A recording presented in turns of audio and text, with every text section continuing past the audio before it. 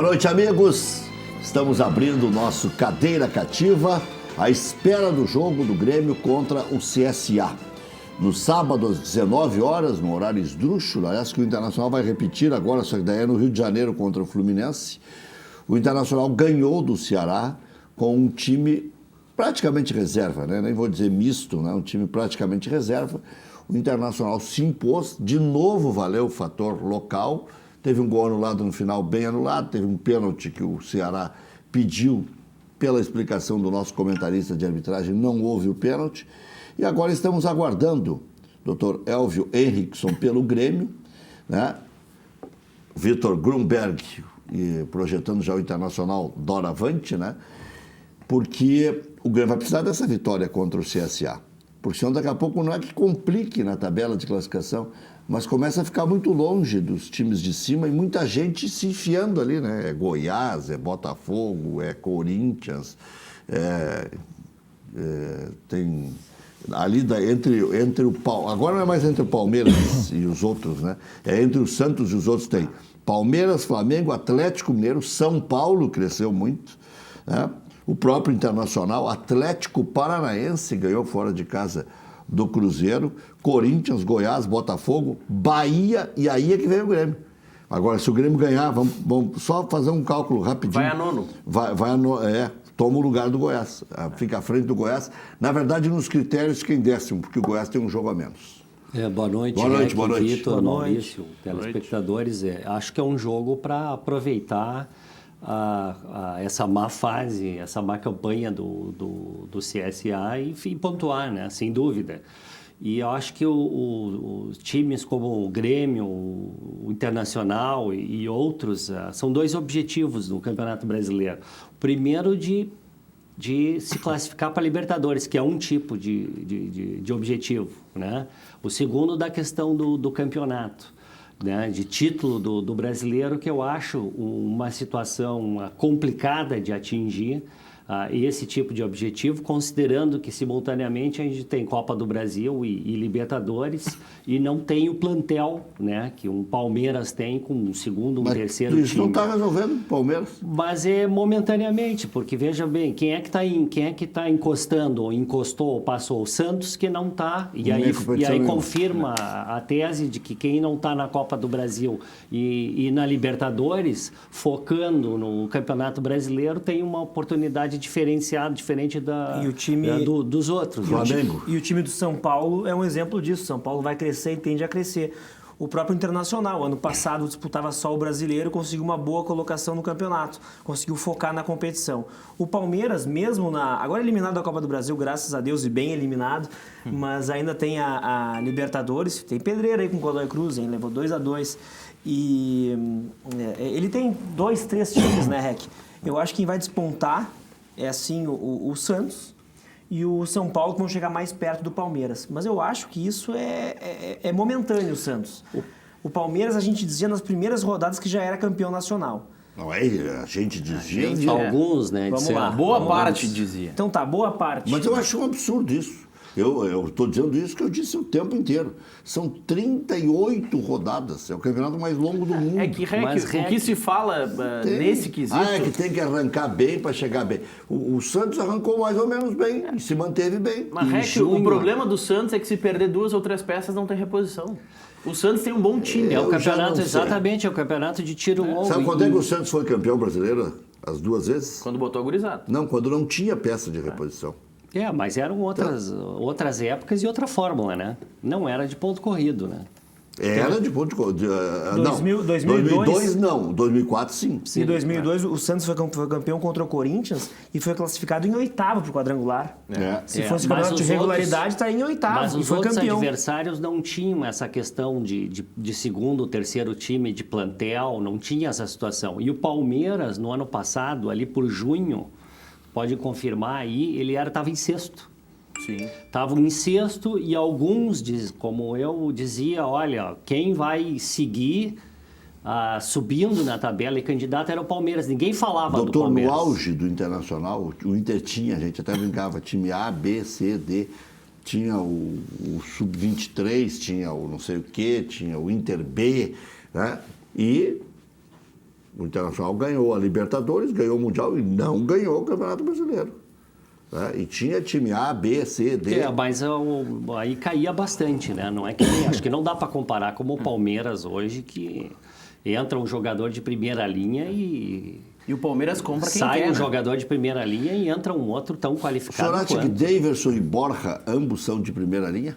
Eu acho que são excelentes jogadores e acho que sim, primeira linha. Lucas Lima e Johan, sei lá, Guerra foi agora para o Bahia. Eu acho que há uma equivalência, né? Mas não é muito para cima, não. Carlos Eduardo jogou o quê no Palmeiras até agora? Mas não cai tanto. Dudu virou craque. Bom, o craque do campeonato hoje tem 1,5 m. Mas se formos comparar... como é que é o... Soteldo. Tem 1,5 m. Venezuelano. É um anão. É muito engraçado aquele jogador. Ele joga liso, bola, eu vi o jogo do joga Santos, muito. E joga bem. Para quem falava que... Falecido Ricardo Vidarte, que dizia que venezuelano não jogava futebol, quando veio o Seiras aqui, ele malhava o Seiras, agora apareceu um chaveirinho. De vez em quando aparece, o Vidarte tinha razão, de vez em quando aparece. E na Copa América ele era reserva, né, na seleção. Ele entrava no final. Né? O cara para ser reserva da seleção venezuelana... O Seiras também era reserva. Não, o Seiras era craque do time. Agora na Copa América. Não, o Seiras até sim. vir pro Inter, ele Agora- era titular. Quando ele vem pro Inter, ele passa a reserva. Agora... Um time que eu estava pensando agora, vendo a classificação do brasileiro, que eu não sei o que a gente pode esperar, e também porque eu não estou acompanhando muito, é o Cruzeiro. O Cruzeiro vai enfrentar agora o Inter na Copa do Brasil, tá na Libertadores, é amanhã que joga com o River, né? E tá na zona de rebaixamento do brasileiro. Claro, tem aquela situação extra-campo, bastante complicada, acho que vão se complicar lá, a gente está com uma expertise aqui na casa, porque a gente viu de uma Perdeu pro gestão Atlético passada. Paranaense em casa. Perdeu pro Atlético Paranaense em casa. Mas eu acho que tem a ver com foco, viu? A questão de premiação da Copa do Brasil, a premiação da Libertadores e a objetivos internos, né? Talvez isso explique, porque é certo que o Cruzeiro passa por uma crise interna, mas do ponto de vista financeiro, não em campo. Eu acho que o time deles é bastante competitivo, humano, é difícil de jogar. É aquele que não atira o time para frente de qualquer maneira, ele vai devagarinho, vai especulando. Se tiver que ir para pênalti, o mano vai para pênalti. Né? Então é um time muito complicado. Talvez essa questão de foco no brasileiro, né? Onde se sabe que o jogador não entra com o mesmo ímpeto, né? Com a mesma vontade, em relação àquelas competições que há priorização, né? E uma premiação importante, né? Sabe que essa história do Cruzeiro contra o Internacional, por exemplo, esse é um jogo completamente imprevisível, né? Tanto lá quanto aqui. O Internacional pode ganhar as duas, o Cruzeiro pode ganhar as duas, mas pelo momento o Internacional tem que aproveitar, né? Tem que passar pelo Cruzeiro. E aí está na decisão. Só mudar um pouco de assunto, Rec, confirmou agora a escalação do Grêmio Renato, com Júlio César, Léo Moura, Jeromel, Paulo Miranda e Capixaba, Rômulo, Darlan, Galhardo de novo, naquela função mais à frente. Como estava desenhado. Luan, PP e Tardelli. O time que estava se especulando. Isso significa que André é titular na Libertadores, é isso, né?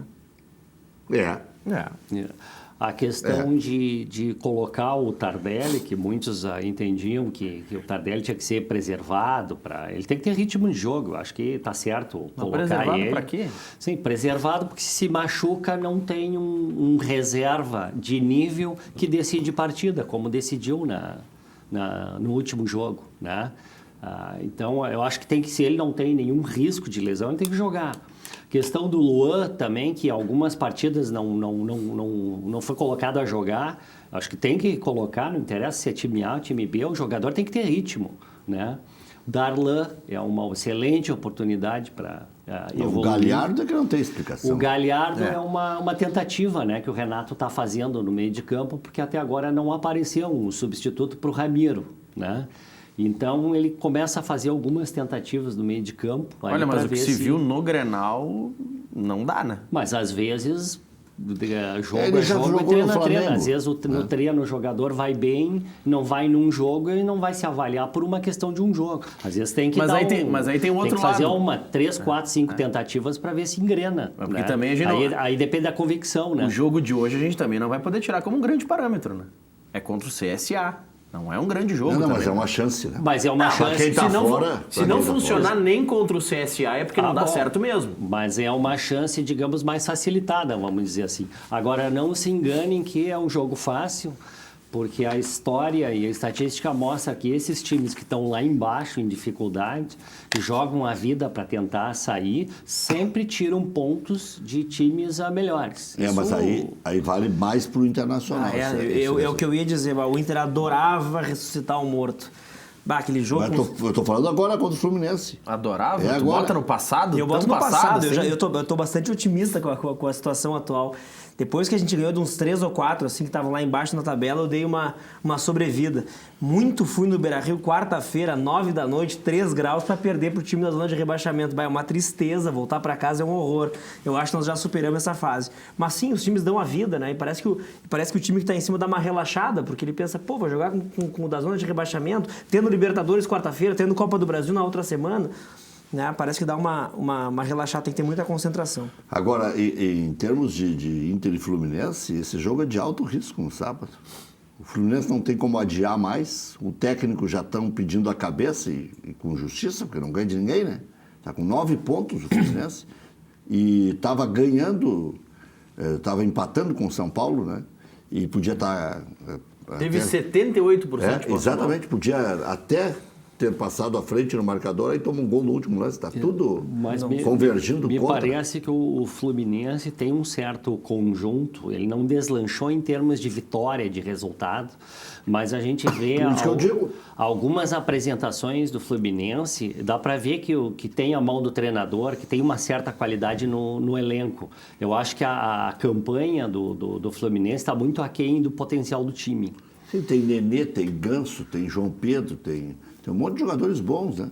O João Pedro apareceu agora, o Nenê recém-contratado, acho que foi a estreia dele contra o São Paulo e jogou na última partida. O Ganso sim que está há mais tempo. Eu tenho um amigo que ele é assim, fã do Diniz, ele é discípulo do Diniz, que é o Diniz Internacional. Eu não tenho essa paixão que ele tem, que alguns têm pelo Fernando Diniz, mas eu não vejo o time do Fluminense assim tão qualificado para a gente poder crucificar o trabalho dele. E é o que tu dizias. A gente vê o trabalho do treinador. Falta encaixar, parece. Falta pouco. No meu modo de ver, falta pouco. Na minha opinião, faltam peças. Né? Olha o time que ele tem na mão também ali. Agora tem o Nenê, que vamos ver se vai encaixar. O Ganso, que o Ganso foi escanteado lá, passou para o São Paulo, nunca se confirmou. O guri, o João Pedro, que chegou e já está saindo. Para mim, o elenco do Fluminense é muito fraco. Mas esse João é um perigo. Pedro é craque. Sim, é craque. Esse é craque. Esse aí pode decidir o jogo sozinho. Ele tem feito gols assim espetaculares, né?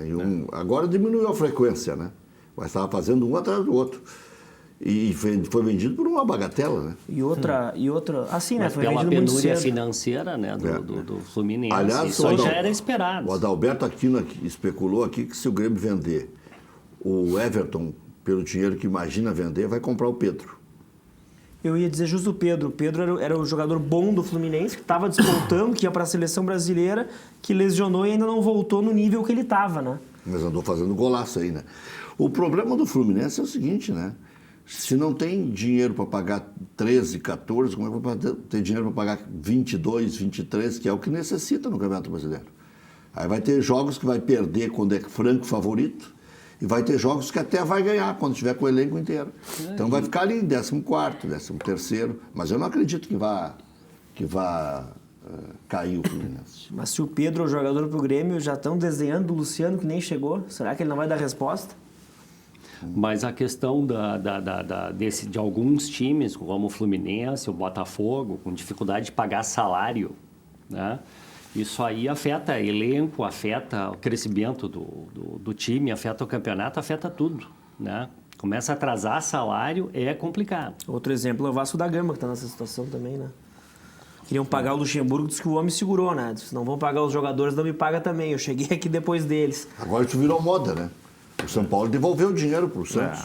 ou vocês pagam os guris, eu não quero receber. E o Mano disse que andou emprestando dinheiro, né? Pois ele negou, né? Pois ele negou. Ele negou. O técnico do Figueirense, que também está com problemas na Série B, pediu demissão agora. Saiu do Figueirense. Por Quem isso, é o técnico? É o Emerson Maria. Mas também o Emerson Maria. Não, mas saiu do clube. O Emerson Maria, ele até tem destaque lá em Santa Catarina. Ele treinou o Joinville, treinou a Chapecoense, né? Figueirense, mas ele... Bom, o Antônio Lopes assume como gerente, Botaram um delegado lá para resolver o problema. O delegado agora vai atrás de treinador. O problema é, ok, botaram o delegado, mas botaram a grana na conta dos jogadores. Porque estão ameaçando não jogar amanhã. Engraçado, né? Chegou a ser time empresa, na época da parceria do Rivaldo com César Sampaio. Mas tem parceria com uma empresa, essa empresa que não está pagando. O Antônio Lopes vai para assumir um rojão lá, né? Treinador demitido, salário atrasado. Será que ele não vai para a beira do campo, hein? Daqui a pouco a empresa do Fernando Carvalho assume lá também, já assumiu o Cianorte, está assessorando o Brasil, daqui a pouco assume o Figueirense também. E o Antônio Lopes, será que não vai para a beira do campo? De Ele bonezinho? gosta. De bonezinho? Ele bonezinho gosta. Interino até vira o treinador, não duvido. Ele gosta. É. Ah, não, se der uma enfeitada nele, o professor sabe tudo e tal, ele vai. Depende da dona Elza. Né? E do coração, como é que está o coração do velho, não sei. A gente falando aqui da situação de times da Série A que não pagam salário, o Cruzeiro, o Santos, que agora é o líder do campeonato, o Vasco da Gama, o Fluminense, o Botafogo. Olha, nós já falamos quase uma meia página de tabela de times que não conseguem pagar os seus atletas, né? Remunerar os seus atletas. Imagina o que acontece na Série B, que é o caso do Figueirense. Imagina a situação interna administrativa lá. E a lei do Profut ajudou, organizou um pouco a casa, os clubes, claro, tem que ter uma contrapartida, mas eu vejo que cada vez mais o caminho é a profissionalização da gestão, né? Diminuir bastante lá o número de políticos, focar num trabalho de resultado. Claro que tem que ter a paixão, e é isso que move dentro do clube, move o torcedor, mas a gente tem que avançar na forma de gerir futebol. Muitos clubes deveriam estar quebrados já e não estão, porque são os clubes de futebol e pela paixão se mantém, né? Muitos perdões de dívida, mas o foco para mim é a gestão do clube, a gestão administrativa, a gestão financeira, investir em novos negócios, né? O Boca Juniors na Argentina com hotel, o Atlético Paranaense agora com shopping, o Atlético Mineiro, perdão, fazendo estádio com shopping, diversificando negócios, gerando renda, porque senão a tendência é cada vez a gestão piorar e os clubes aumentarem as dívidas. Isso é uma bola de neve. Eu não sei se o Atlético sobrevive com shopping ou sem shopping, o Atlético Mineiro. Isso. Está encalacrado até o último. Mais do que o Cruzeiro. Que eu tenho é que ele já entregou a outra parte do shopping que tinha, porque como não conseguiu honrar o compromisso bancário que tinha, e isso estava em garantia. Estava entregando a outra pesada. A informação que eu tenho é que ele entregou a outra parte. Quer dizer, o ativo imobilizado, que a gente chama, né? Que vai virar num Botafogo. Se foi já. O Botafogo tinha General Severiano, tinha sede em Niterói, tinha não sei o quê. Eu não sabia que tinha entregado a segunda parte, mas com certeza... Mas aonde era que ia entregar? O problema da gestão do clube não é o ativo, né? Isso aí é para ser uma solução. Sim, por causa da má gestão. E outra, não se vende... De má gestão do ativo. E não se vende ativos imobilizados para pagar a dívida. Claro. Né? Porque aí é que nem a gente vender a casa da gente... Para pagar o almoço. Para pagar o almoço e ficar na rua. Bom, o Grêmio anunciou hoje a contratação oficialmente do Luciano, já foi... A imprensa já deu como líquido certo já na sexta-feira. O Fluminense anunciou a saída, o Luciano já se anunciou nas páginas e tal, mas o Grêmio estava esperando alguns detalhes e agora anunciou oficialmente a contratação do atacante Luciano. O jogador já tem 26 anos, assinou o contrato até 2022, tem 15 gols em 31 jogos na temporada. É impressionante o bom aproveitamento. Esse aproveitamento é melhor já do que o de 2014, quando ele obteve o mesmo número de gols, só que numa temporada inteira. É um gol a cada 2 jogos, mais ou menos. É isso aí. Para o futebol de hoje é um excelente marca, né? Um excelente índice. Daqui a pouquinho, 8 horas, tem o jogo contra o CSA. Vencendo, o Grêmio vai para a 9ª posição na tabela. A equipe será quase toda reserva. O único titular, Jeromel. Galhardo atua improvisado na extrema-direita, como o Maurício já anunciou o time aqui. E o Tassiano, suspenso, é o desfalque. De repente, não jogaria o Galhardo. Mas o Renato já experimentou, inclusive, o glorioso Vico por ali. Tá no banco. Já experimentou o Patrick por ali. O Patrick não, o Patrick. Já experimentou por ali também. Júlio César, Léo Moura, Jeromel, Paulo Miranda, Capixaba, Rômulo, Darlan, Galhardo, Luan, Pepe e Diego Tardelli. Eu não gosto desse meio campo aqui. Eu acho que, até por falta de treino e tudo mais, é complicado para ganhar um jogo fora de casa. Repete o meio. Rômulo, Darlan, Galhardo e Luan. Mais o PP. E o PP na extrema esquerda. Aí tem a questão que eu tenho batido, a primeiro volante. O ataque é bom. O ataque é bom, o ataque eu gosto. A questão da primeira volância, que eu entendo que o Rômulo não tem característica de... Mas jogou bem o Grenal, né? Jogou bem. O Darlan tem desempenhado bem eu gostei muito como do que eu vi desse guri segundo aí. volante, apesar de ele não ter estatura, mas ele tem uma movimentação muito boa. Né? O Galhardo é um experimento, né? E o Luan mais uma oportunidade aí para ele mostrar ritmo de jogo e tentar retornar o que era, né? O CSA tem alguns velhos conhecidos. Jordi, goleiro. Dauan, esse está improvisado na lateral, porque 2 outros laterais não puderam jogar. Alan Costa. Conheço. Terceiro da América pelo Internacional, aí o quarto, chegou entre os 4. Luciano Semifinalista. Semifinalista. Alan Costa, Luciano Castan e Carlinhos, também ex-internacional. Não é o Jefferson com o Alan Costa. É? Não é o Jefferson da esquerda. Não. É o Carlinhos. É o Carlinhos. É uma dupla parecida. Né? O Newton, ex-Inter também. João Vitor, Jonathan Gomes, Didira. Esse Didira é o craque do time. Esse é um jogador perigoso. É um jogador já que está há muito tempo lá e já jogou outras vezes no CSA.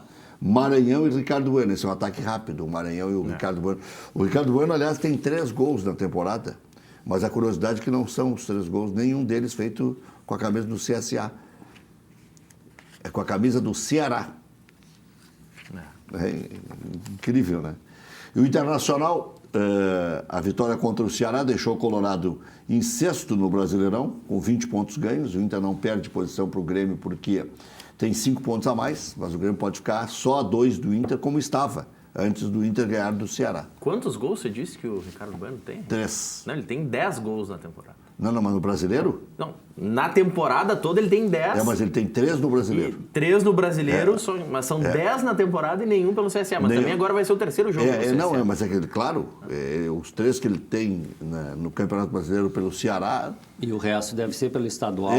Isso sim. Foram 2, inclusive, contra o próprio CSA.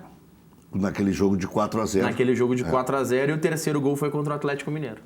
Colorado volta a campo pela competição no próximo sábado contra o Fluminense, fora de casa. Na quarta, o Inter faz esse jogaço, né? De volta das oitavas de final da Libertadores contra o Nacional no Beira-Rio. É jogo jogado, Vitor? Jogo jogado, Rec? Tu tá maluco? Não, mas fiz uma pergunta. E eu me assustei com a pergunta. Mas se eu não cair pra trás, eu vou derrubar o estúdio. Quarta-feira, o que... 0-0, aquele resultado que liquidou o Inter em 80, agora serve.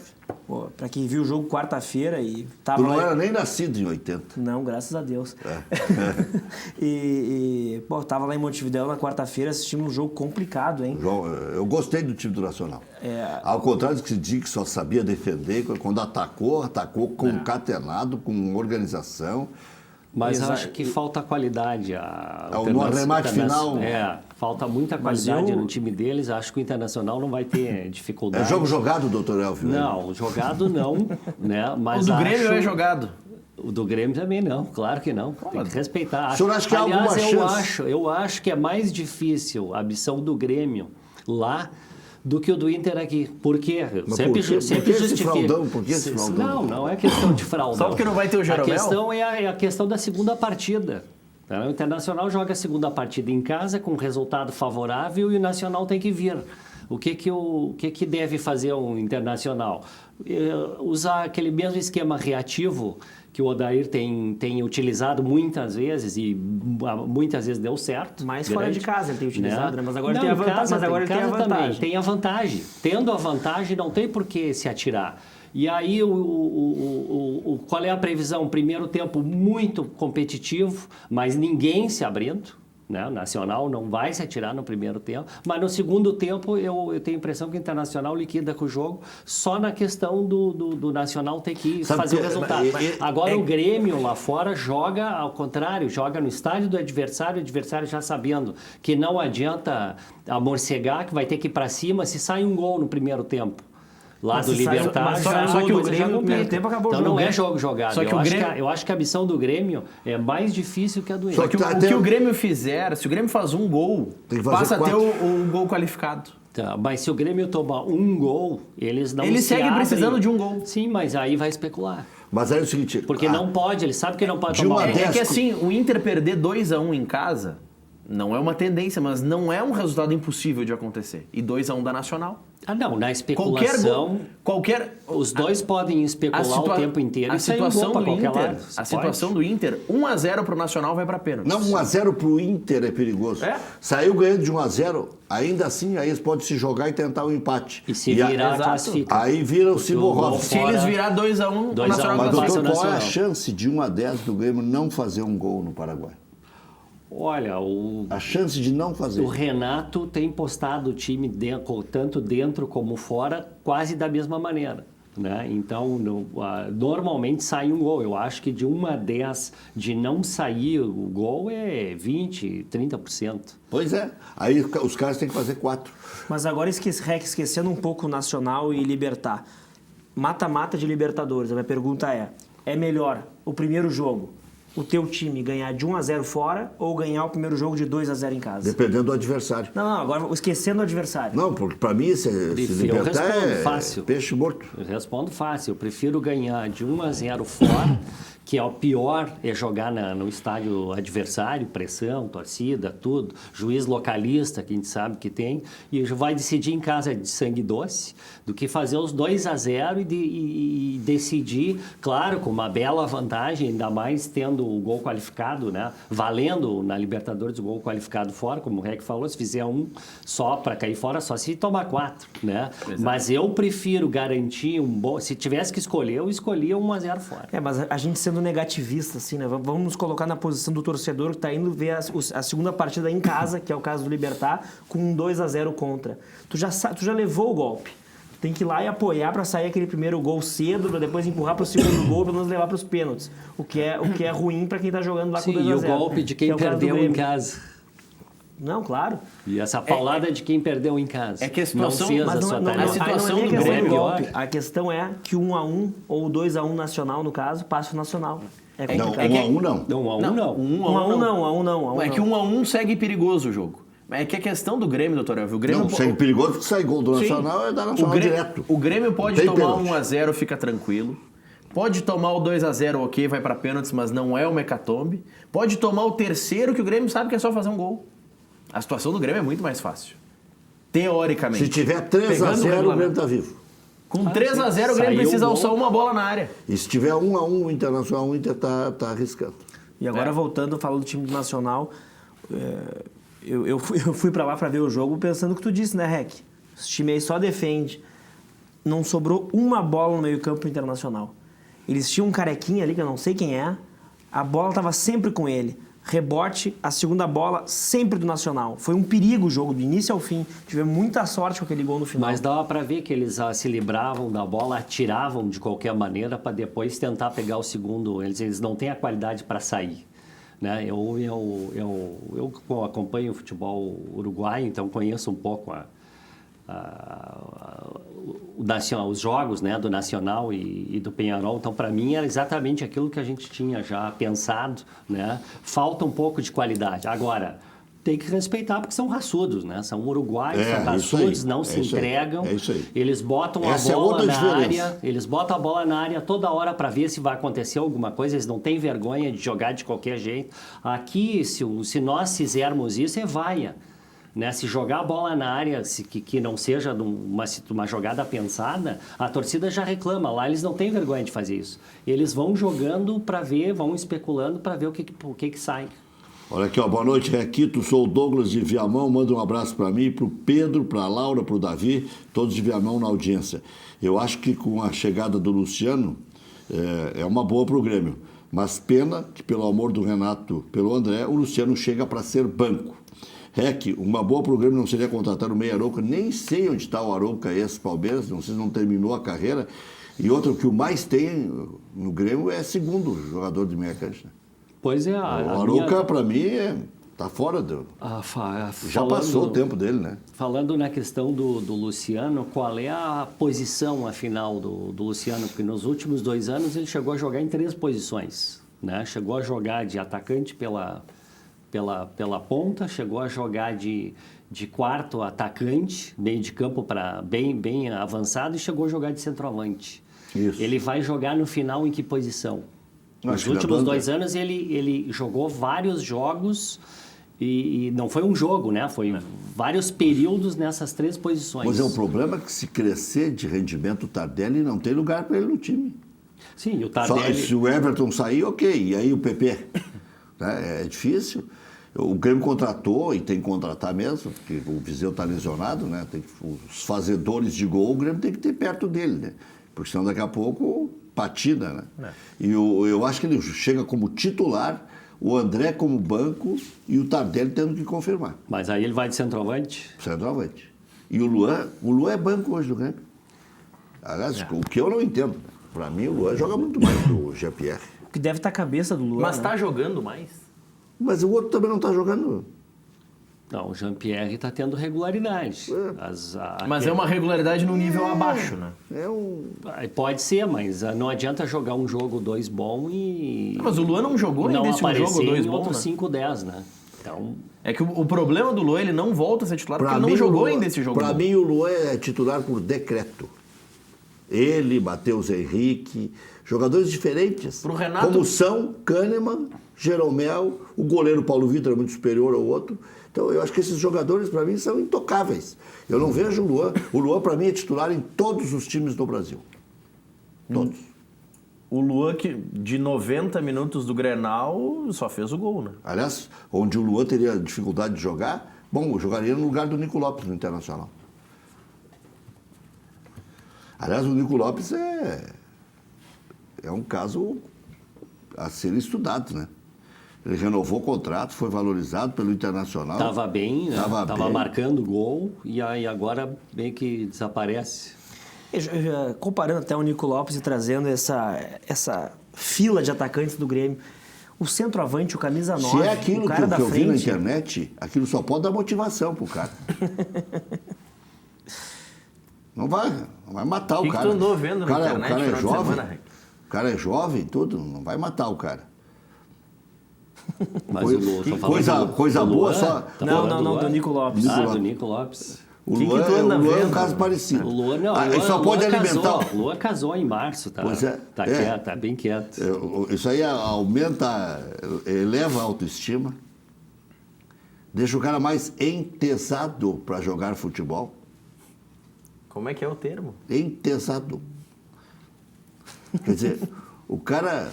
Mais animado para... É animado, isso, é. Então, pelo amor de Deus... Não pode, aquilo não pode fazer mal. O Nico Lopes, ele foi muito tempo ali a referência. O que é aquilo? Não, mas é aquilo que eu estou vendo na internet aí. Eu não posso falar porque, rapaz, eu nem sei se ele está casado ou descasado. Acho que mais que já falei, não precisa. Mas depois que o Guerreiro chegou também, o Guerreiro virou de abrir mercado em dia de feriado. Eu estou tentando te abrir ajudar. a bodega em dia de feriado, Rec, quando passava aquilo? Como é que era? Diga, Vitor. Não, eu estava tentando te ajudar, mas tu quer te afundar mais sozinho. Vai. Não, que agora com a chegada do Guerreiro também, e marcando muitos gols, ele vira referência. E trazendo também o Grêmio agora. A pergunta ele arrumou o Guerreiro e mais essa parceria nova aí. A pergunta que o Rec fazia do Tardelli... aventava do Tardelli. Pô, o Tardelli, vamos ver se confirma. Atacante, referência, como um camisa 9, ou até o Luan, que também... Desculpa, o Tardelli pode trabalhar de 9, ele que não quer... Ele faz um gol, faz 2, já muda tudo. O próprio André hoje, que é o odiado pela torcida do Grêmio, daqui a pouco marca... Passar a fazer gol, muda tudo. Aí tá lá, tá 2-0 Libertad, tá? Não tô secando, tô só supondo. 2-0 Libertad lá no Paraguai. Tá indo pros pênaltis. Tá 3-0. O André faz um gol, ele já é a salvação. Ele já vem, me perdoa, André. Aí já vem o jogo do Brasileiro que já faz um gol, já muda tudo. Mas ele marcou o gol do título do Gauchão e não adiantou nada. É o gol do título. o gol do título. Mas é de pênalti, né? É obrigação, né? Mas aí é obrigação, né? O Renato é um monstro, né? Eu, inclusive, na questão de estatística de gol de jogador, eu não contaria pênalti. Né? Tem centroavante aí que tem 10 gols com 6 de pênalti. Mas tem então, na verdade, ele botou 4 bolas só para dentro, com bola dando, né? Então, mas tem o pênalti, tem o pênalti durante o jogo e tem o pênalti na disputa de pênaltis. Agora eu vou perguntar para o Vitor Grumbeck se o titular da cobrança de pênalti tem que ser o número 1, Paulo Guerreiro ou D'Alessandro? Quem é que você vê acertando o gol com mais tranquilidade? Olha, o Guerreiro eu tô me acostumando agora, né? O D'Alessandro eu vejo há muito tempo batendo muito bem pênalti. O D'Alessandro é uma referência, errou pouquíssimos pênaltis na carreira. Na história recente, nem tão pouquíssimos. Ele errou uns 20% nos últimos tempos. Tu coloca o D'Alessandro aí na estatística dele, qual é o percentual dele que ele tem de acerto de pênalti? Uns 85%. Acho que até mais. E a do Guerreiro eu não sei, porque eu não acompanhava muito. Mas que ele acerte 90% dos pênaltis na carreira. Pênalti. Mas pegando a história recente, ele tem errado vários. Eu acho que aí é que ele deixou de ser o cobrador oficial. É que futebol é o momento. Não, ele é o oficial ainda. O D'Alessandro, quando está em campo, é ele. A hierarquia era ele, o Sobis, o Nico, né? Agora tem o Paulo Guerreiro, furou essa fila. Agora é ele, Paulo Guerreiro, Sobis, Nico. Para mim tá bem essa fila. Acho que tá correto. O D'Alessandro é o batedor. Eu confio. O gringo pega a bola, ele bota a bola daquele jeito dele agachadinho ali, não é meio gol, é 90% gol. Não dá. Olha a estatística mais recente. Os últimos 10 pênaltis ele errou uns 3. Eu acho que... Com bola rolando, ele errou contra o Cruzeiro. Foi contra o Cruzeiro. Agora, recentemente. Errou contra o Novo Hamburgo naquele campeonato estadual. Futebol é o momento, né? O treino é treinado, então o treinador ele tem a estatística do treinamento, né? E ali, a partir dali, ele avalia quem vai bater e ainda tem sempre a possibilidade do jogador não estar se sentindo bem passar para o outro e tal. Isso tem, né? Às vezes está meio machucado, está sentindo, não quer bater. Né? Então a questão de bater pênalti passa por aí. Agora, o ideal é não ter que bater pênalti, né? O ideal é decidir dentro dos 90 minutos, né? E não ter que ir para a loteria do pênalti, que é onde pode acontecer qualquer coisa, né? Eu não vou saber qual é o campeonato, mas eu vi hoje ou ontem na internet um vídeo da seleção sub-19 da Espanha fazendo um treinamento de pênalti diferenciado. Estão todos deitados na grama, vendados. E aí não sei se é um psicólogo, se é um coach que agora está na moda, se é o próprio treinador, se é o treinador de goleiro, se é quem treina o chute deles. Eles vendados e esse cara dizendo: agora tu está correndo para a bola. Imagina toda a tua caminhada. Aí agora tu vai escolher o canto. Agora o goleiro está te intimidando. Depois ele fala pro goleiro: agora tu está intimidando o adversário. Tá trabalhando, fazendo um trabalho mental, né? Para dar um reforço psicológico. E aí eu recebi o vídeo dizendo assim... batedor. Aí o cara bate nas nuvens, né? E aí dizia o título assim: pênalti é loteria, e os caras trabalhando mentalmente. Eu não acredito que pênalti seja loteria. Hoje não é mais loteria com o tanto de informações que os goleiros têm para saber para que lado o jogador tal bate, o Inter não bate. Eliminou o Palmeiras agora nos pênaltis. Porque bateu bem. Então, só acertou, errou um.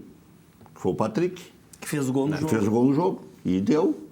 Isso aí é ir bem. Porque o que deu ali? Deu 6 pênaltis, né? Não, 7. E o Palmeiras teve uma bola no travessão, né?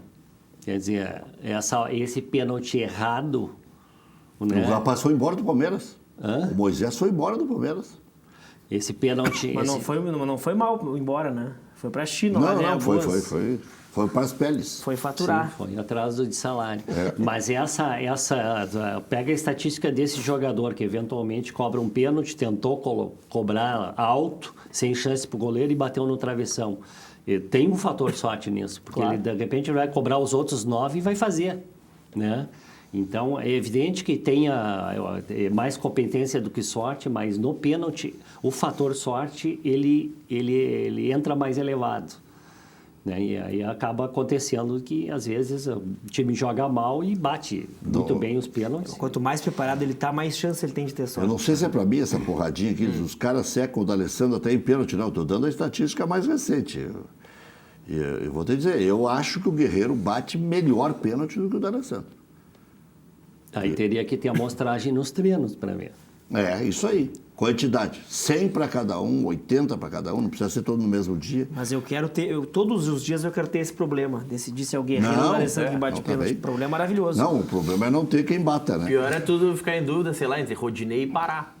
Aí é mais complicado, né? Porque tem que lembrar desses dois rapazes sofridos lá do Flamengo, que perderam a condição de titularidade por Rafinha. O Rodinei era titular até quarta-feira passada. E tu sabe quem quer contratar o Pará? São Paulo. O Pará sempre tem mercado. Será que o professor não quer levar ele? Não, se oferecer ele pega. Aliás, o que passar com chuteiro e calção na frente do São Januário, eles pegam. O problema é receber salário no Vasco. Não, mas agora falando sério... Jogar qualquer um joga. Quero ver. Mas agora falando sério, o Luxemburgo conseguiu melhorar muito o Vasco. Mas vocês viram o discurso dele antes do jogo? Vocês chegaram a ver na internet? Sim. Ele disse uns 714 palavrões, então não tem como botar no ar. Ele ia ser só pip, pip, pip, pip. Mas ele, de tudo, né? Disse horrores, né?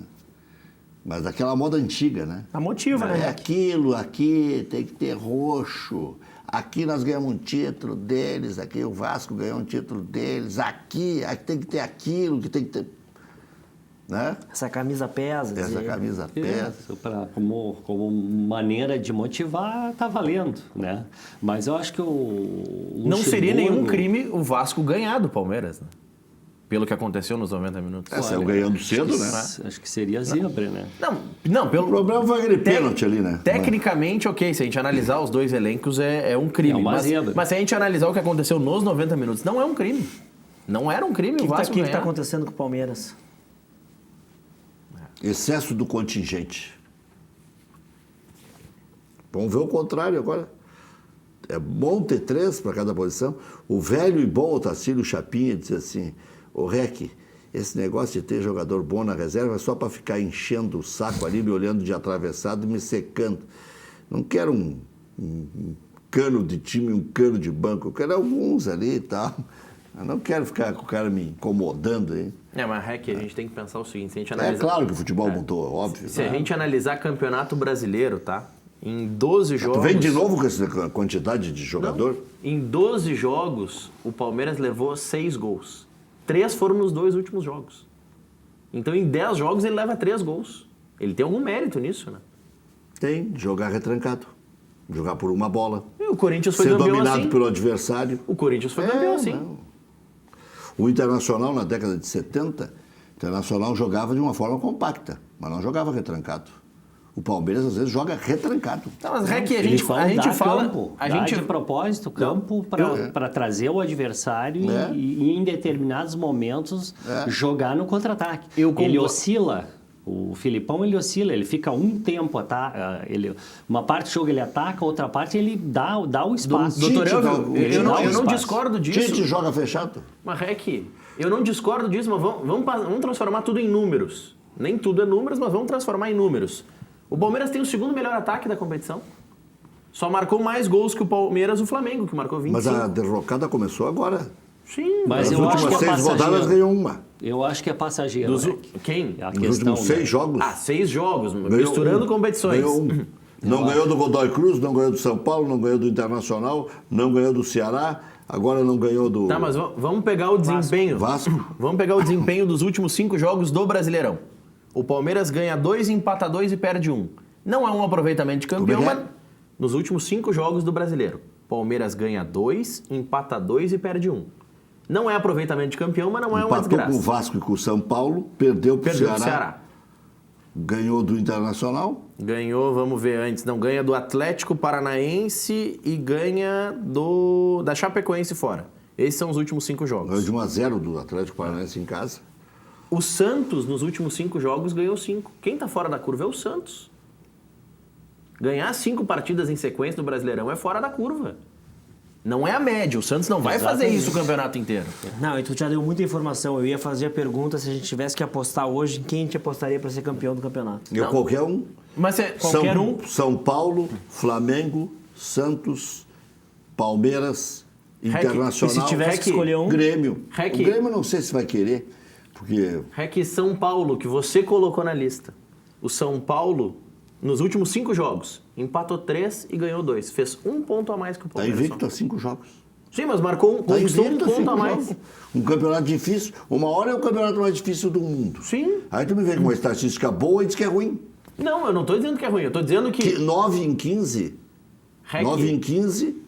2 pontos por partida daria 10. Tem 1 de defasagem. Sim, não, mas o São Paulo não está com uma campanha ruim. O Flamengo, que está com altos e baixos, nos últimos 5 jogos, ganha 3 e empata 2. E vocês vão ver que a tendência... Tem 11 pontos em Jesus está multiplicando os pontos. Né? A tendência dos times que vão se desclassificando da Copa do Brasil e no Brasileiro é aumentar o rendimento, aliás, na Copa do Brasil e na Libertadores, e aumentar o rendimento no Brasileiro. Vocês vão ver isso aí. Para mim, o Maurício tem razão na questão do Palmeiras. É passageiro, isso é transitório. Ele tá na embaixo, daqui a pouco ficou com ressaca do não ter se classificado contra o Internacional, né? Daqui a pouco tem uma repercussão, né? No elenco, alguma coisa, mas eu acho que ele volta em seguida àquela média que é um pouco superior à dos outros. A tendência não é classificar contra o Godoy Cruz? Não, sem dúvida. Isso aí não vai motivar? Sem dúvida. Isso aí não vai trazer de novo emocional? Doutor Evan, a gente fala que o Santos... Só que ele, como já está fora da Copa do Brasil, é uma competição a menos, ou seja, significa focar mais no brasileiro. É que assim, doutor Evan, a gente fala do Santos e muitos usaram o discurso, porque o Santos está mostrando que o campeonato não é do Palmeiras. E não é mesmo. E não é mesmo, eu concordo, só que, tu analisou quais os 3 jogos que o Santos ganhou depois da Copa América? No Campeonato Brasileiro? Ganhou do Avaí em casa. Ganhou do Avaí em casa, do Botafogo fora. O Botafogo teve um expulso, o Santos depois teve também. E do Bahia. Bahia em Salvador. Em Salvador. Que não tinha perdido para ninguém. Tá, Rec ganhou. A primeira derrota foi para Açaí. Rec ganha do Bahia, do Botafogo. Quando é e do o Grêmio Avaí. é difícil, porque é impossível. Foi lá e atropelou. Sim, mas o Bahia estava em meio aos confrontos com o Grêmio na Copa do Brasil. O Bahia foi com titulares nesse jogo? Eu até posso consultar. Foi. Time misto forte. Não, misto já não é titular. Misto foi. Poupou 2 ou 3 o Rocha. Mas, Rec, 2 ou 3 menos no Bahia faz diferença. Nesse momento que ele ganhou do Bahia lá, o Bahia não tinha perdido nenhum jogo. Não tinha. Nós já estamos já dizendo, olha, não vai ser fácil pro Grêmio, porque não sei o quê.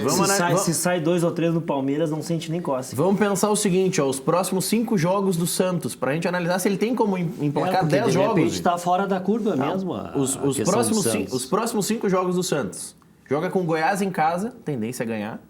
Tem clássico com o São Paulo, mando do São Paulo, então tudo pode acontecer. Joga fora de casa com o Cruzeiro. Esse jogo é ruim. Aí joga em casa... Cruzeiro e Fluminense vão ganhar jogos. Aí joga em casa com o Fortaleza e fora com a Chapecoense. Esses são os próximos 5 jogos do Santos. E vou te dizer, é uma boa tabela do Santos. É uma boa tabela. É uma boa tabela. Porque o clássico pode dar um empate, ganhar o Maurício Zanini... Zanini...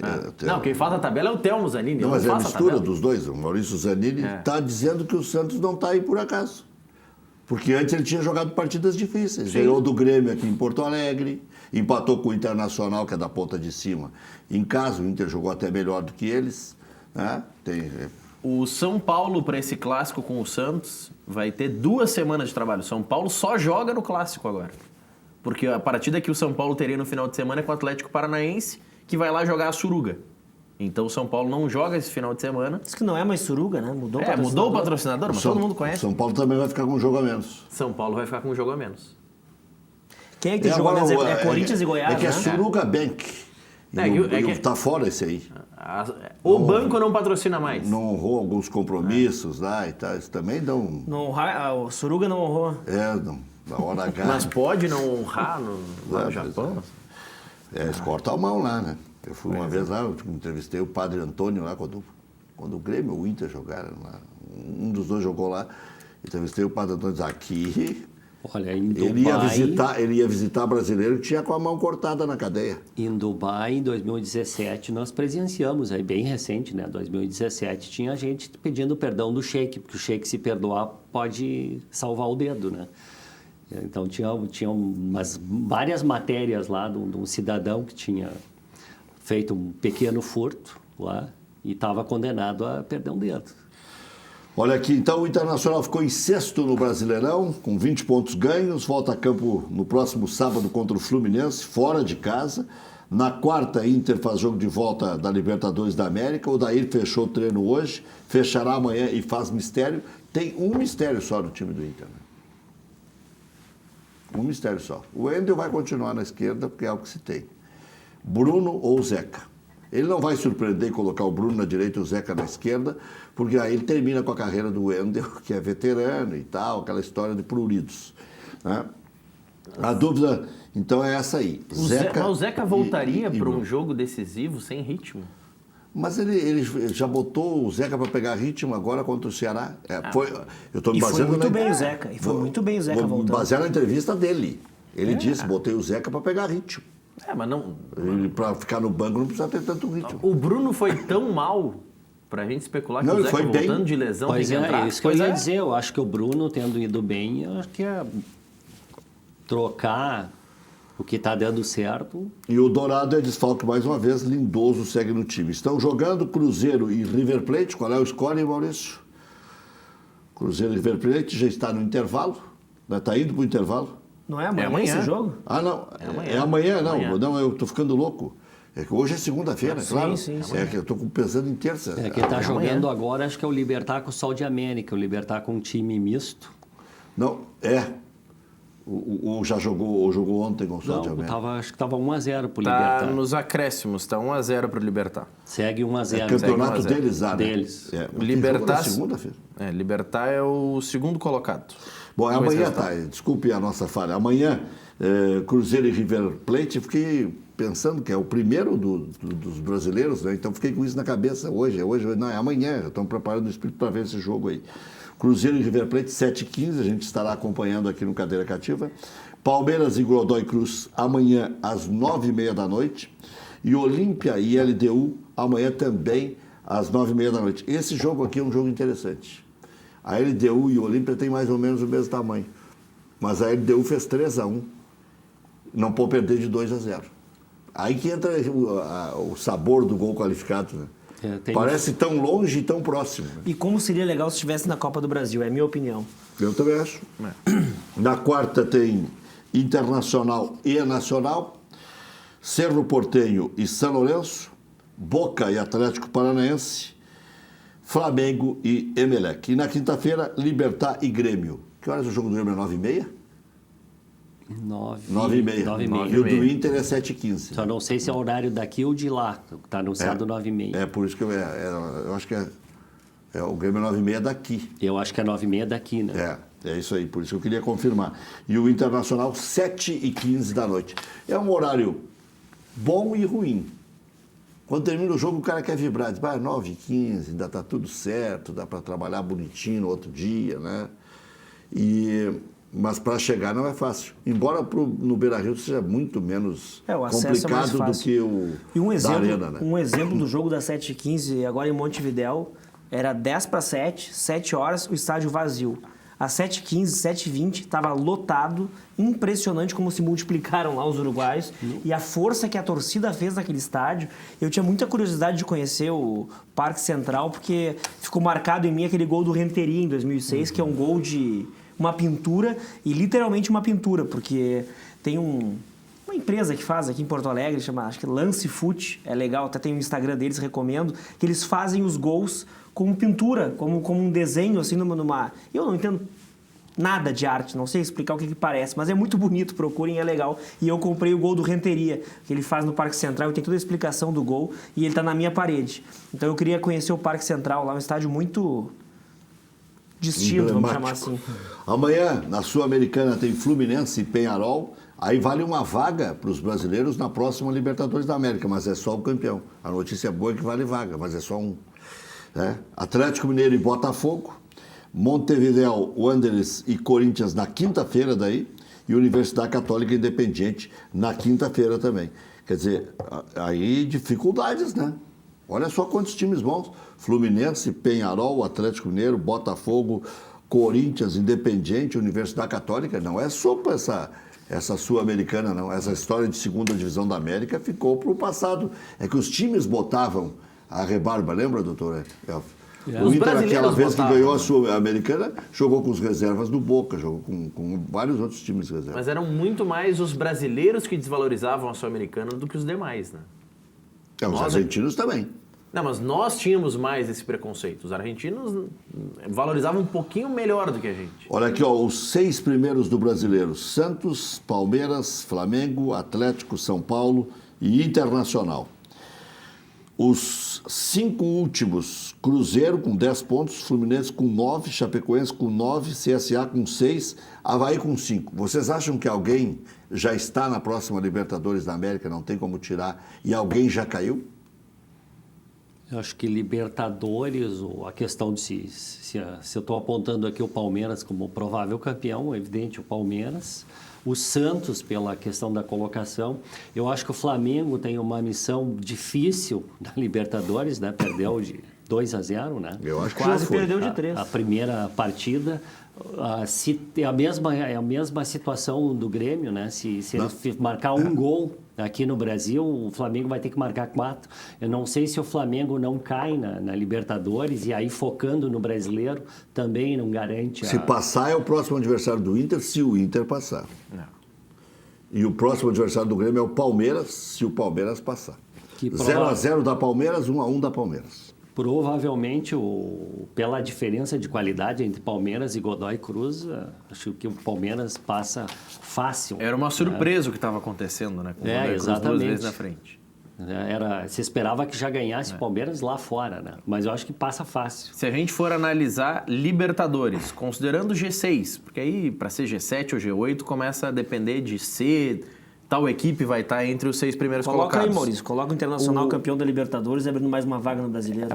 Pode abrir, pode acontecer com o Flamengo, com o Pode ser Palmeiras. pela Copa do Brasil Pode acontecer mesmo. Copa do Brasil, enfim. Pode ser pela Copa do Brasil. Se a gente for pegar o G6, o 7º colocado é o Atlético Paranaense com 19 pontos. Pode o Corinthians ainda tomar essa vaga porque tem um jogo a menos. O aproveitamento seria o Corinthians. Mas o Santos já está 10 pontos à frente do Atlético. O Palmeiras já está 8 pontos à frente do Atlético, com 12 jogos. O Palmeiras está dando os doces. O REC veio para provocar hoje. Não, o REC veio hoje. Não, mas... Só que por outro lado, REC, considerando a experiência do ano passado, que nesta mesma rodada o Ceará tinha 5 pontos e conseguiu se salvar, no rebaixamento não dá para cravar nada. Mas Se o Lisca salvou ano passado... Sabe Ceará... qual é a projeção hoje de rebaixamento? 31, 32 pontos. Mas se pegar o Vasco, fizer aí, qual é o percentual do Vasco? O Vasco tem 36%. 36, Só que é multiplica por 15º. 114 e aí dá 41 pontos. Mas o Vasco é o 15º. Sim, mas é o que está ainda com algum perigo. Mas eu acho que Cruzeiro e Fluminense recuperam. Pois Saem dessa... Mas aí quem vai? Esse quem ano cai? com 42 não cai. Esse ano com 42 não vai cair. REC é que se Tem muito com 14 ali também. Eu acho que o CSA não se salva. Acho que o Avaí, do jeito que está, não se salva. O Alexandre, com 40 anos, está na reserva do CSA. É que REC, assim como a gente fez o Isso cálculo... é coisa de segunda divisão. É. Não é nada contra. Pode ter um jogador de 40 anos, né, na reserva e tal. O Romário no Vasco não chegou até os 40? 40, mas é o Passou, Romário. né? Mas Aí era que o Romário, né? Aí que tá. Era isso Não, que eu mas ia é dizer. o único exemplo de... Mas pegando também os últimos 5 O jogos, quem tá lá D'Alessandro embaixo. tem 38 anos. O Guerreiro vai fazer 36 O anos. Léo Moura tem... O Léo Moura tem 41, mas são acima da média. Mas, Mas pegando esse eu acho- histórico... mas eu acho que o Alexandre pro CSA é acima da média. Pois é, mas aí é para a segunda divisão. Bom, ok. Pegando essa linha de os últimos 5 jogos para entender como é que esses clubes estão, a tendência. O Avaí marcou 2 pontos em 15. Meu Deus. O CSA não marcou nenhum ponto em 15, nos últimos 15 disputados. A Chapecoense marcou 2 pontos em 15. O Fluminense marcou 3 pontos em 15 disputados. O Cruzeiro marcou 3 pontos em 15. E o Vasco, que está se salvando nesse momento, ele marcou 10 pontos em 15. Por isso que o Vasco subiu tanto. Agora, o troféu poupada é do Rio Grande do Sul, né? Ninguém poupa tanto como aqui. E ninguém faz tanto voo fretado. Nós gostamos de poupar e voo fretado. Bom, mas o Grêmio voo vai fretado, direto, né? Agora mas aí é para evitar algumas Maceió cestinhas e coisa. 5 dias de concentração, São 6. 5 dias, vai direto, voo fretado e direto. Acaba o jogo, vai para o Paraguai. Mas jaula no hotel e pronto. Aqui a gente tem Só uma água desvantagem. mineral. Aqui a gente tem uma desvantagem em relação à localização. A gente está muito no extremo do país, a gente joga muito lá para cima. Se tiver que parar em Brasília para ir para o Nordeste, parar em São Paulo para ir para o Nordeste, para ir para o Norte, é muito complicado. Mas antigamente se fazia isso. Mas é Eu muito pegava mais um voo da fácil. Transbrasil, parava 83 vezes até chegar no destino. Chegava com a bunda em lasca. Mas aí, Rec, eu vou te fazer uma pergunta sincera, tá? Pela tua vivência no futebol. O que desgasta mais o jogador? É a viagem ou entrar em campo? A cachaça. Não, dessas duas opções. Porque os caras têm que ir até o Ceará para não jogar? Ou até as Alagoas para não jogar? Não estou dizendo que todos sejam bebuns, mas eu conheço vários. Tá, e eles não podem concentrar aqui no hotel parceiro do Grêmio? O Renato deixa o auxiliar técnico dele aqui com o pessoal concentrado? Não pode. E ele vai para onde? Para o Rio? Não, o Renato tá lá nas Alagoas, no jogo, mas tem que levar todo mundo. E se tá levando todo mundo, por que não podem jogar? Não, mas aí é o custo-benefício. Né? Já vai pagar para todo mundo ir para o Paraguai, já está fretado o voo e já está todo mundo junto, aí aproveita para palestra, todo mundo acompanha. O vídeo todo mundo assiste o mesmo. O cara pode ser uma opção de banco para decidir o jogo lá, se incluar a coisa. Aí não. Já que é para fazer para gastar, não. Não, mas Rec, já que é para fazer para gastar, por que não jogar? Por que eles não estão em campo? Mas aí é a história de poder lesionar um. Mas eu acabei de dizer que nós vamos ganhar o troféu poupado do ano. Desgasta mais a viagem do que o entrar em campo. Não, a viagem foi 2 dias antes. Os caras já até passearam na praia, até elas salgaram o lombo já. Exatamente. Né? Rec, a viagem é mais desgastante do que o entrar em campo. Mas já passou isso, já passou a viagem. Exato. Já fizeram um treinicho no primeiro dia, mais um treino razoável hoje, pronto. Pois é, se os titulares não vão jogar... Porque foi sexta-feira para lá, sábado de manhã. Se os titulares não vão jogar, por que eles não ficaram aqui, fizeram um treino forte no sábado, um treino forte no domingo, o treinicho na segunda e amanhã de manhã iam com voo fretado? Porque lá tá com barro lá, não conseguiu treinar direito, né? Pois é. Bom, tá aí, eu não vou cortar o próprio ganha-pão das crianças aí, né? Rec bateria, já voltamos.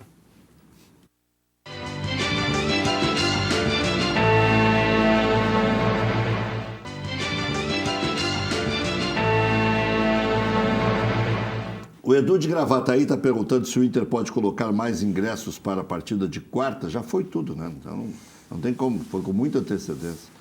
Só se o pessoal cancelar o check-in, que é improvável. Né? Não, esse jogo todo mundo Às vezes aparece, viu? Eu não sei como é que está não passando no clube hoje e também não acompanhei hoje durante o dia em relação aos ingressos. Mas sim, foi colocado o check-in com bastante tempo de antecedência, mas às vezes pelo não check-in ou check-out da carteira, às vezes aparece um lote aí de última hora. São pouquíssimos ingressos. Talvez ingressos da Abril lá no Coração do Gigante ou só camarotes. Olha aqui, ó, o Nogueira de São Leopoldo está perguntando se o Inter vai ficar sem punição sobre o caso da agressão verbal e física sobre a torcedora do Grêmio dentro do Beira-Rio. O Grêmio ficou fora da Copa do Brasil com o torcedor. São casos muito diferentes, eu acho que já respondi para o próprio Nogueira, e o tribunal é que define, né? O próprio procurador disse que... O procurador acabou com a chance de o Inter tomar punição. Não, ele disse que até apresenta denúncia, mas que é multa a punição. Então...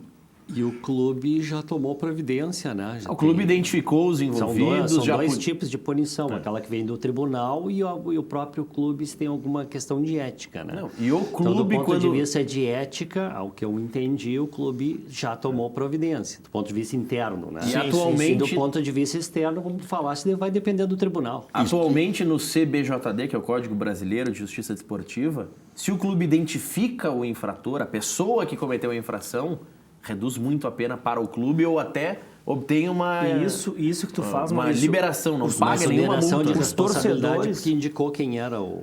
Os torcedores do Brasil aprenderam isso. Quando um cara arremessa um rádio de pilha, já começa a apontar. É esse aqui, o cara começa a escapar, todo mundo cerca. Ninguém quer perder mando de campo, ninguém quer que o time leve punição. Vamos indicar o culpado. Eu sou contra essa questão da responsabilidade objetiva, porque é punir o B em razão de um ato de A. né? Quer dizer, o clube vai lá, faz uma campanha, quer dizer, não faça isso, mas vai lá o A e faz.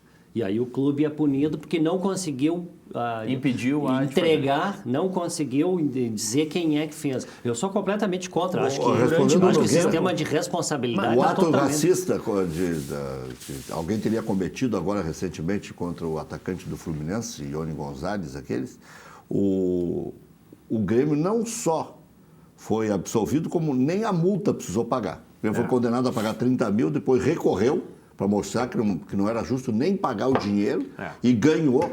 Então, quer dizer, não é porque um é punido que o outro não é. Sim, mas de qualquer forma, pela essa questão de risco, de responsabilização do ponto de vista objetivo, né? Objetivo, eu digo, sem ter culpa, né? Sem o clube ter participado com qualquer situação de culpa, os torcedores já estão fazendo isso, né?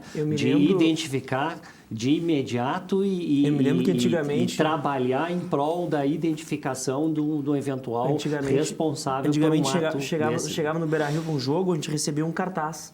Não jogue objetos em campo porque o clube pode ser punido por causa disso. Hoje em dia, não se entrega mais esse panfleto, está todo mundo educado em relação a isso. E eu falo do Beira-Rio que eu conheço, da Arena que eu conheço e da Arena da Baixada.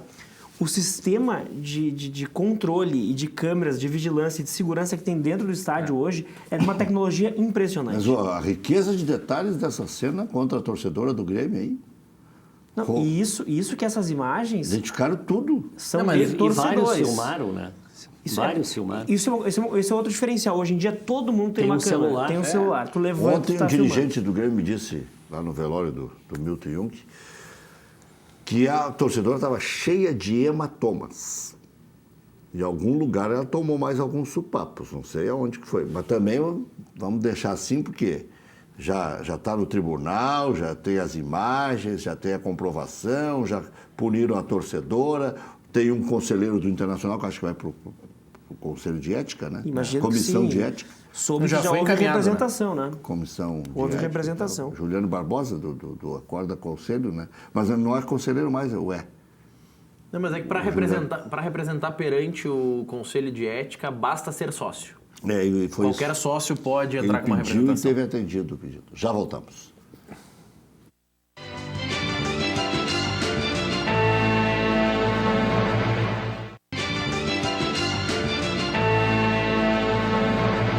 Muita gente me perguntou aqui sobre o Milton Jung, eu tenho evitado de falar mais, porque eu me emociono, porque trabalhei 29 anos com o Milton Jung na mesma sala.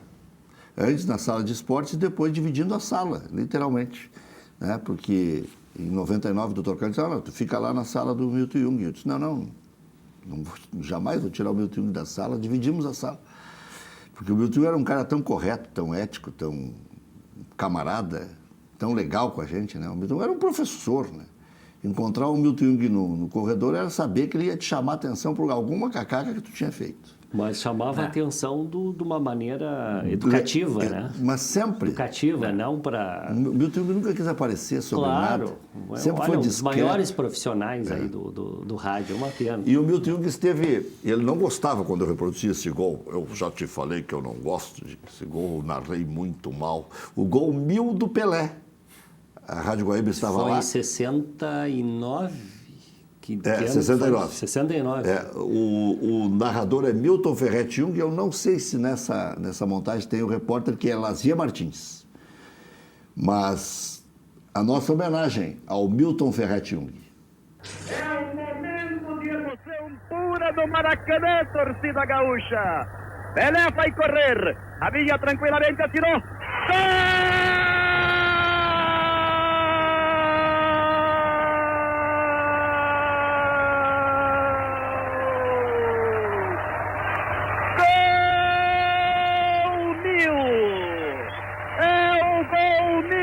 Pelé, torcida gaúcha, explode o Maracanã, uma multidão invade o gramado, a partida está paralisada, homem nota do tempo, 35 minutos, torcida gaúcha, é a segunda etapa de Vasco da Gama e Santos, é o segundo gol do Santos. Pelé é carregado por uma multidão. Emoção no Maracanã. Milton Jung. E ainda ontem estava lá falando com o Milton Júnior, que foi meu colega também na Rádio Guaíba, um dia antes, eu estava comentando o jogo do Internacional contra o Ceará e gravei um depoimento para a CBN e quase matei os colegas do coração lá, né? Que ninguém sabia que o Milton Jung estava nas últimas, né? E eu até estava meio que me negando a gravar o depoimento para a CBN. Eu disse, como é que eu vou gravar? Aí ele disse, não, mano, só vamos usar quando acontecer, e está por acontecer a qualquer momento. Só não imaginei que fosse logo depois, né? Faleceu na manhã de domingo, eu saí tarde da noite lá do Beira-Rio no sábado, e amanheci com a notícia que ele já tinha falecido. Mas o Milton Jung era um colecionador de automóveis. Assim, a melhor coisa do mundo era comprar um carro que tinha sido do Milton Jung. Eu comprei um Gol do Paulo Mesquita, que tinha sido do Milton Jung, que estava intacto. Inteiraço. E o Milton gostava de dar sacadas, assim, ele e o Edgar Schmidt. Uma vez o Edgar comprou um dos primeiros Twingos de Porto Alegre, né?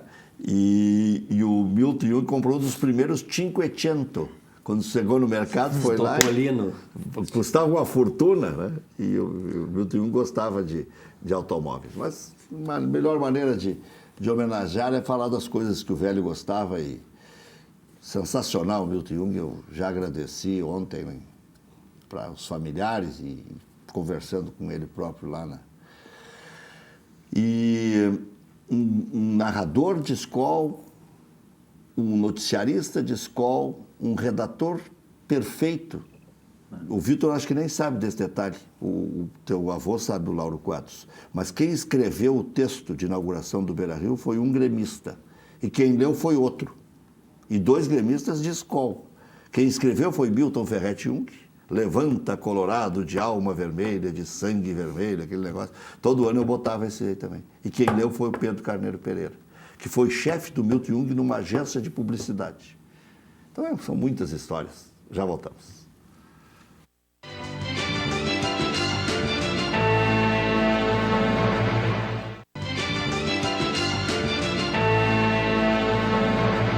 Falar agora das melhores panelas do mundo, a Frigigold. O Luiz sempre dá um recado aqui e você só tem vantagens.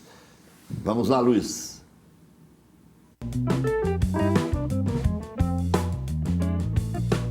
Olá, tudo bem? Seja bem-vindo ao programa de saúde da Frigigold. Hoje nós vamos falar aqui sobre a sua alimentação. Você sabia que o óleo da fritura, aquela gordura saturada, faz muito mal para a sua saúde? Aumenta o colesterol ruim, desenvolve o diabetes e principalmente, gente, você pode ter um infarto ou AVC, porque aquela gordura saturada acaba entupindo as veias ou as artérias. É por isso que a gente está trazendo para você as panelas Frigigold, que não utilizam mais o óleo no preparo do alimento. Essa tecnologia alemã, ela faz com que você possa preparar qualquer alimento, o que você imaginar, sem nada de óleo. É isso mesmo, não vai mais o óleo no preparo do alimento. Gente, olha que promoção fantástica que a gente preparou para você. Você vai receber na sua casa a nossa panela grande. É uma panela grande para você ter na sua cozinha, com a tampa, com a borda de silicone. Panela média, olha que legal essa tampa.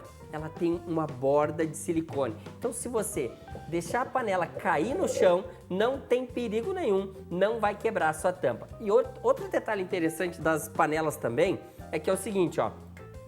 Você vai receber 2 alças de silicone para você poder tirar a sua panela do forno ou do fogão também. Agora, gente, se você tem um fogão de indução, as nossas panelas e a nossa frigideira, você pode usar tranquilamente no seu fogão de indução ou então no fogão a lenha ou no fogão. Você escolhe o fogão que você quer preparar. Você vai poder preparar omelete, panqueca, ovo frito que as crianças gostam de comer, aquela batatinha frita que as crianças adoram também, o seu peixe, você costuma fritar o peixe no óleo? Esquece, a partir de agora você vai preparar o seu peixe nas nossas panelas sem nada de óleo. Gente, basta você tomar uma decisão. Olha, eu resolvi, eu não quero mais usar o óleo, eu quero trazer qualidade de vida aqui para minha residência, eu quero ter qualidade de vida para minha família, então ligue agora.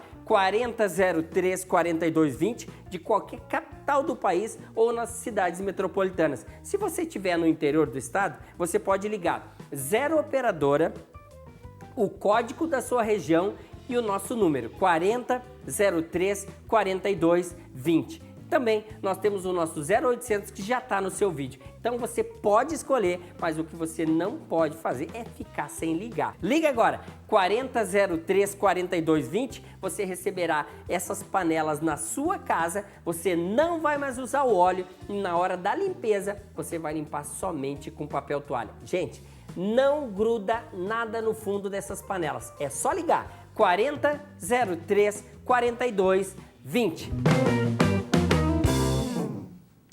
Muito bem, tá aí o recado do Luiz para você ter panela para a vida inteira, já começa com 2 anos de garantia e tudo mais. Doutor, tá 0-0 o jogo do Grêmio e Campeonato Brasileiro não lhe empolga mais diante do fato do Grêmio ter ficado um pouco para trás?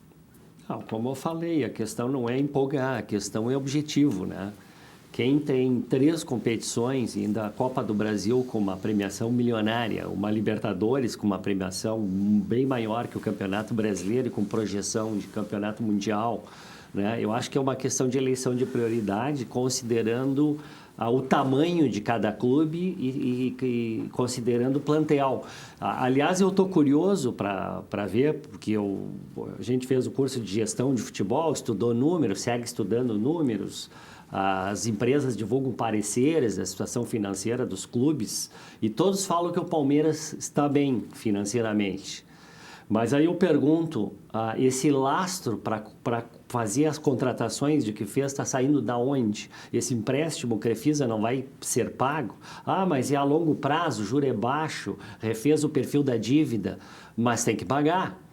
E a gente já aprendeu que o título em si, não adianta trazer jogadores a um preço exorbitante, que essas premiações não vão pagar a conta. Quer dizer, o time até pode ser campeão e já também se mostrou, o próprio Palmeiras o ano passado, essa amostragem dos mata-matas não conseguiu finalizar, né? Não conseguiu o seu objetivo. Né?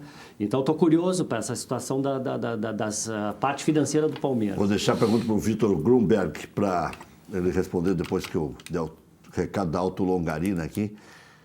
O que tem que reformular no Estatuto do Internacional, que está começando a ser discutido hoje, desde as 6h30 da tarde? Auto Longarina, alinhamento técnico, seu carro novo outra vez. Promoção, geometria 3D, 4 balanceamentos e rodízio de pneus com 70% de desconto.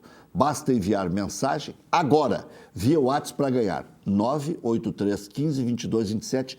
O carro fica alinhado. 983 15 22 27. Auto Longarina. Atende também oficinas e seguradoras na Avenida Madrid, 361. O que tem que começar mudando? Olha, Rec... 3 anos para o presidente. Eu sei que 3 anos para o presidente foi uma bandeira levantada. Até antes do programa eu estava comentando aqui que no Grêmio é assim. Eu me questiono se 3 anos com reeleição ou não, mas também não tenho opinião formada ainda. Em relação à profissionalização da gestão, focar nisso aí. O clube, de repente, tem um CEO.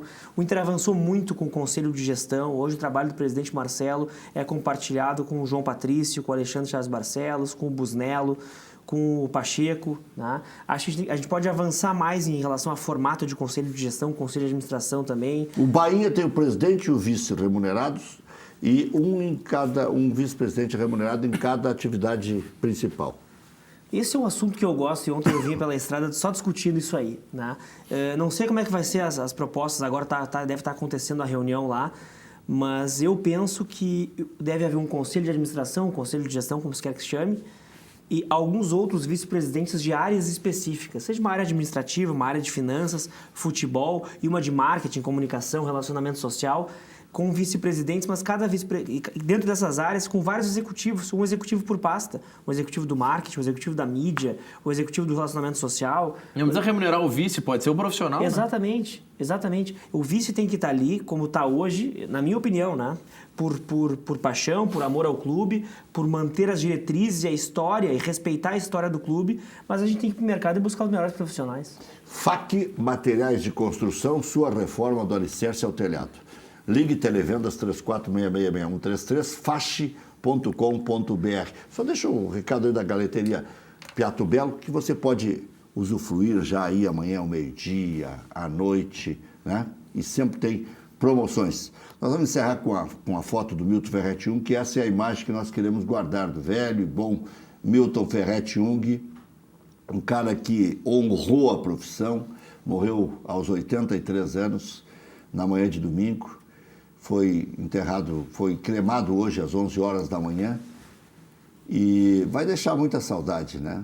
Milton Jung, um cara acima da média, um exemplo para todos os jornalistas, radialistas que querem seguir a profissão, honrando o que fazem. Esse foi um cara efetivamente diferenciado. Me perguntam muito pelo Edgar Schmidt. O Edgar Schmidt está bem de saúde, só infelizmente perdeu a fala, então não tem condições de exercer a profissão. É outro baita cara, outro baita profissional, que também é uma lacuna que nos deixou, porque não consegue mais fazer a profissão. Fazer o quê, né? É da vida. Um dia vamos todos. Boa noite.